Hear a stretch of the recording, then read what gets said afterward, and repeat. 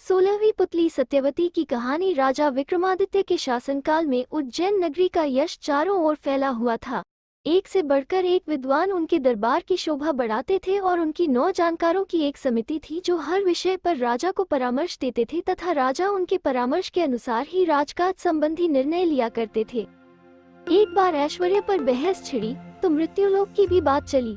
राजा को जब पता चला कि पाताल लोक के राजा शेषनाग का ऐश्वर्य देखने लायक है और उनके लोक में हर तरह की सुख सुविधाएं मौजूद हैं, चूंकि वे भगवान विष्णु के खास सेवकों में से एक हैं, इसलिए उनका स्थान देवताओं के समकक्ष है।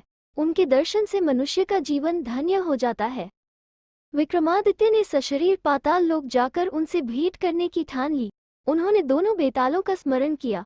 जब वे उपस्थित हुए तो उन्होंने उनसे पाताल लोक ले चलने को कहा। बेताल उन्हें जब पाताल लोक लाए तो उन्होंने पाताल लोक के बारे में दी गई सारी जानकारी सही पाई। सारा लोक साफ सुथरा तथा सुनियोजित था। हीरे जवाहरात से पूरा लोक जगमगा रहा था। जब शेषनाग को खबर मिली कि मृत्युलोक से कोई सशरीर आया है तो वे उनसे मिले। राजा विक्रमादित्य ने पूरे आदर तथा नम्रता से उन्हें अपने आने का प्रयोजन बताया तथा अपना परिचय दिया। उनके व्यवहार से शेषनाग इतने प्रसन्न हो गए कि उन्होंने चलते वक्त उन्हें 4 चमत्कारी रत्न उपहार में दिए। पहले रत्न से मुमांगा धन प्राप्त किया जा सकता था। दूसरा रत्न मांगने पर हर तरह के वस्त्र तथा आभूषण दे सकता था। तीसरे रत्न से हर तरह के रथ, अश्व तथा पालकी की प्राप्ति हो सकती थी। चौथा रत्न धर्म कार्य तथा यश की प्राप्ति कर सकता था। काली द्वारा प्रदत्त दोनों बेताल स्मरण करने पर उपस्थित हुए तथा विक्रम को उनके नगर की सीमा पर पहुंचाकर अदृश्य हो गए। चारों रत्न लेकर अपने नगर में प्रविष्ट हुए ही थे कि उनका अभिवादन एक परिचित ब्राह्मण ने किया।